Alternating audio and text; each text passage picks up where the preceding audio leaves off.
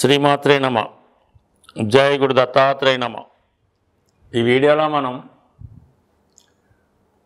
తులారాశి వారికి సెప్టెంబర్ 1వ తారీఖు నుంచి 15వ తారీఖు మధ్యలో జరగబోయే పక్ష ఫలితాలు పరిశీలించినప్పుడు మరి తులారాశి వారికి ఇంచుమించుగా ఈ పక్షం అంతా కూడా లాభస్థానంలో 3 గ్రహాలు సంచరించడం జరుగుతుంది. సో ఈ కారణం వల్ల ఏంటంటే ఎక్కువగా వీళ్ళకి చేపట్టిన ప్రయత్నాలు విజయవంతం అవ్వడం జరుగుతూ ఉంటుంది. అంటే ముఖ్యంగా రవి, ఎవరి జన్మ జాతకంలో అయినా రవి 11వ స్థానంలో ఉంటే జాతకంలో అన్ని దోషాలు పరిహారం అవుతాయి, వారికి అన్ని గ్రహాలు సహకరించడం జరుగుతూ ఉంటుంది.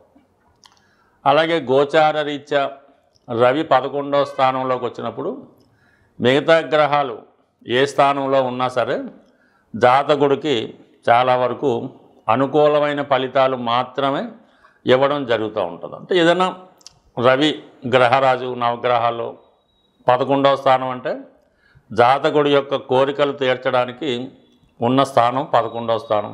ఆ స్థానంలోకి రవి వచ్చినప్పుడు ఫోటోగ్రాఫ్ ప్రకారం మిగతా గ్రహాలు కూడా రెడీగా ఉండవలసి ఉంటుంది. అంటే రవి ఏం చేయమంటే మిగతా గ్రహాలు అవి చేయడానికి సిద్ధంగా ఉంటాయి. కాబట్టి జాతకుడు ఈ సమయంలో చేపట్టే ప్రయత్నాలు నెరవేరుతాయి. అయితే చిన్న చిన్న కార్యక్రమాలు కాకుండా ఒక పెద్ద ఆశయంతో కూడుకున్నవి, ఏదైనా ఒక రాజకీయ రంగ ప్రవేశం, ఒక ప్రభుత్వ పదవి, ఒక ప్రభుత్వ ఉద్యోగం లాంటిది ప్రయత్నం చేయొచ్చు.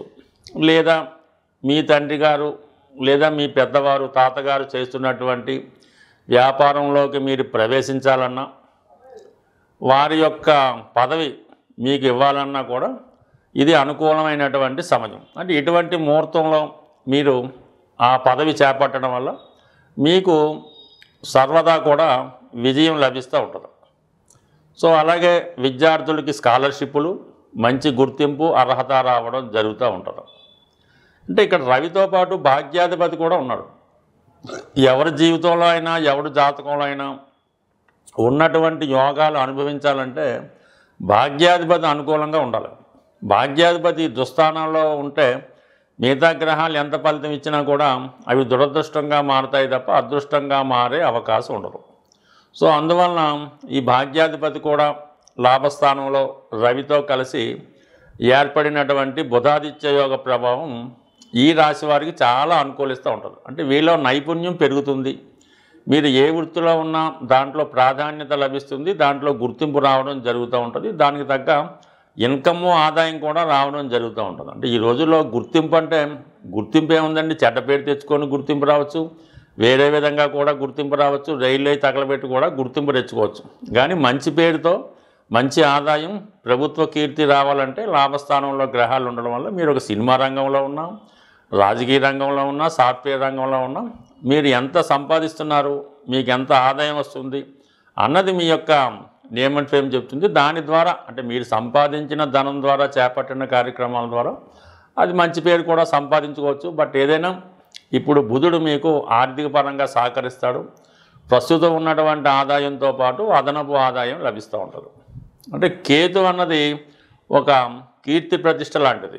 అంటే పూర్వకాలంలో వాళ్ళ యొక్క రథాల మీద, అంటే ప్రముఖుల రథాల మీద ఒక జెండా, దానిపైన ఒక గుర్తు ఉండడం జరుగుతూ ఉంటుంది. ఈ రోజుల్లో ఈ కొంతమంది రాజకీయ నాయకులకి, కొన్ని ప్రభుత్వ అధికారులకి వాళ్ళ యొక్క వాహనం మీద ఎరుపు రంగు బల్బు లాంటిది ఉంటుంది అన్నమాట. ఒక ముద్రణాధికారం అవ్వచ్చు, ఒక స్థాయి అవ్వచ్చు, అటువంటి స్థాయి లభించే అవకాశం ఉంటుంది ఈ కేతు 11లో వచ్చి రవితో కలిసి ఉన్నప్పుడు. అంటే అటువంటి పదవి వ్యక్తిగతంగా మీక, మీ యొక్క సంతానానిక, మీ తండ్రి గారిక అన్నది వారి వారి యొక్క స్థాయిని బట్టి ఆధారపడి ఉంటుంది. బట్ ఏదైనా మీ కుటుంబానికో మీకో ఒక ప్రభుత్వ గుర్తింపు, ప్రభుత్వ హోదా, పెద్దవారి యొక్క సహకారం లభించే అవకాశం ఉంది. దాంతోపాటు ప్రభుత్వ ధనం, ప్రభుత్వ సౌకర్యాలు కూడా లభిస్తాయి. ఇక దశమంలో శుక్రుడు, అంటే ఇప్పుడు అష్టమాధిపతి దశమంలోకి వచ్చినప్పుడు సడన్గా వృత్తిలో మార్పు రావడం జరుగుతూ ఉంటుంది, వృత్తిలో హోదా పెరుగుతూ ఉంటుంది. మీరు ఏదో ఒక సంస్థలో ఒక పదవి నిర్వహిస్తూ ఉంటారు, సడన్గా మీ అధికారికి ఏదో ఇబ్బంది రావడం వల్ల, రిజైన్ చేయడం వల్ల, వేరే కారణాల వల్ల ఆ పదవిలో మిమ్మల్ని టెంపరరీగా కూర్చోబెట్టడం జరుగుతూ ఉంటుంది. అంటే టెంపరరీగా మీరు ఒక అధికార హోదాని పొందే అవకాశం ఉన్నది. అంటే ఇక్కడ దశమం కర్కాటకం అయింది కాబట్టి ఏదైనా ప్రభుత్వ రంగ సంస్థలో ఉన్న వాళ్ళకి కంపల్సరీగా వృత్తిలో హోదా పెరుగుతుంది. అలాగే మీరు స్త్రీ అయి ఉంటే ఈ ఫలితం మీకు ఇంకా తొందరగా రావడం జరుగుతుంది. అంటే మీకు వృత్తిలో హోదా, గౌరవం పెరుగుతుంది. దాన్ని సపోర్ట్ చేస్తూనే 11వ స్థానంలో ఉన్నటువంటి రవి బుధులు కంపల్సరీగా చెప్తున్నాయి కాబట్టి బట్ ఏదైనా తులారాశి వారికి ఒక గుర్తింపు, ఒక హోదా కలుగుతుంది. మరి ఇంకా 9వ స్థానంలో గురుగ్రహం రాశిని వీక్షించడం వల్ల మీ నడవడికలో మార్పు వస్తుంది, దైవభక్తి పెరుగుతుంది, మంచి కార్యక్రమాలందు ఆసక్తి పెడతారు. వ్యయంలో కుజుడు కుటుంబాన్ని అవసరాలకి ధనాన్ని ఖర్చు పెట్టడం కానీ, ఏదైనా వ్యక్తిగత పనుల మీద కుటుంబానికి దూరంగా ఉండడం కానీ, భూములు స్థిరాస్తులు కొనే ప్రయత్నం కూడా నెరవేరుతూ ఉంటుంది.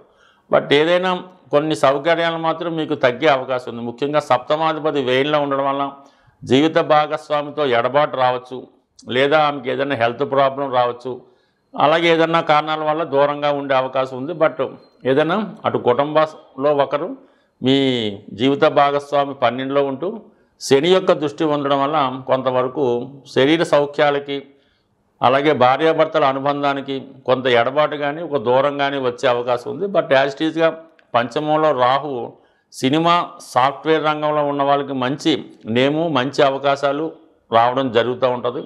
అయితే స్పెక్యులేషను, జోదం వంటి వాటికి దూరంగా ఉండడం మంచిది. ఏదైనా అతిగా మీరు నమ్మి ఎవరినో ఒకరిని బాగా నమ్మడం వల్ల వారి ద్వారా కూడా మోసపోయే సూచనలు ఉన్నాయి కాబట్టి ఎటువంటి ప్రలోభాలకి లొంగకుండా ఏదైనా నిజాయితీ అయిన పద్ధతి ద్వారా ధనం సంపాదించే ప్రయత్నం చేయాలి తప్ప కృత్రిమంగా ధనం సంపాదించే ప్రయత్నంలో చాలా వరకు నష్టపోవడం కూడా జరిగే అవకాశం ఉంటుంది. మరి ప్రస్తుతం 12 రాశుల వారికి ఈ పక్షంలో వస్తున్నటువంటి మహాలయ పక్షాలు అంటే మీ యొక్క పితృదేవతల్ని సంతృప్తి పరచడానికి వచ్చినటువంటి రోజులు ఇవి. సాధారణంగా జన్మజాతకంలో పుట్టినప్పుడు కానీ, కొన్ని సందర్భాల్లో గోచారరీత్యా కూడా ఇటువంటి పితృదోషాలు అన్నవి ఏర్పడుతూ ఉంటాయి. ఈ పితృదోషాలు ఏర్పడుతున్నాయి, అవి మనకి ఎంతవరకు ప్రభావం చూపుతున్నాయి అని తెలుసుకోవడానికి ఏదైనా ఒక సంఘటన, ఒక దుర్ఘటన పదే పదే జరుగుతుంది ఆ కుటుంబంలో అనుకున్నప్పుడు కంపల్సరీగా ఆ కుటుంబం మీద పితృదోషం ఉందని గమనించవలసి ఉంటుంది. ఉదాహరణకి ఆ కుటుంబంలో ఇది 6 నెలలకి, సంవత్సరానికి ఎవరో ఒకరు మరణించడం జరుగుతూ ఉంటుంది.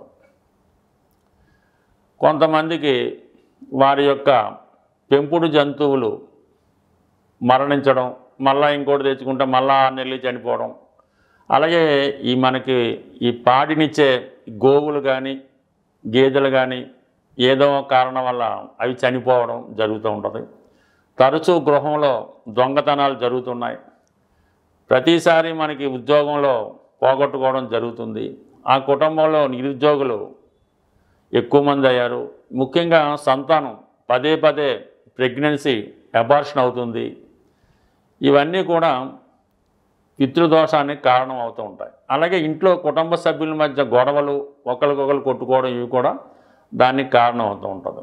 ఇటువంటి పితృ సమస్యలతో, పితృదోషాలతో బాధపడుతున్న వారికి ఈ నెలలో వస్తున్నటువంటి మహాలయ పక్షాల్లో వారి యొక్క దోషాన్ని పరిష్కరించుకోవడానికి చక్కని అవకాశం కలుగుతూ ఉంటుంది. వారి సాంప్రదాయ ప్రకారం మీ కుల పెద్దలను కానీ, మీ కుటుంబ పెద్దలను కానీ ఆశ్రయించి వారు చెప్పిన విధంగా మీకు వచ్చినటువంటి కష్టాన్ని బట్టి ఈ మహాలయ పక్షాల్లో దానం చేయడం వల్ల కానీ, సేవించడం వల్ల కానీ, సేవ చేయడం వల్ల కానీ ఈ విధంగా మీరు మీ పితృదోషాలని సరిచేసుకుంటే కంపల్సరీగా తర్వాత మీకు ఇటువంటి దుర్ఘటనలు జరగకుండా అదృష్టంగా మారే అవకాశం ఉంది. బట్ ఏదైనా ఇది ఒక అవకాశం ఈ రాశి వారికి. బట్ మనం ప్రతినిత్యం దీపారాధన చేసుకుంటున్నాం, విష్ణు సహస్రనామం చదువుతున్నాం, సూర్య నమస్కారం చేసుకుంటున్నాం, గుడికి వెళ్తున్నాం, తిరుపతి వెళ్తున్నాం, అయినా కూడా ఈ కష్టాలు వస్తున్నాయంటే దానికి పితృదేవతలు కారణమవుతుంటారు. మన వంశాన్ని, మన గోత్రాన్ని రక్షించేదే ఈ పితృదేవతలు. మామూలు దేవతల్లాగే ఈ పితృదేవతలు అంటే వీటి కోసం పూర్తిగా తెలుసుకోవాలంటే పెద్దలు చెప్పినటువంటి వీడియోలు అంటే మన చాగంటి కోటేశ్వరరావు గారు మొదలగు వారు చెప్పినటువంటి వీడియోలు విపులంగా ఉంటాయి. అవి తెలుసుకోవడం వల్ల మీకు అది ఏ విధంగా దాని నుంచి బయటపడవచ్చు కూడా తెలుసుకోవచ్చు.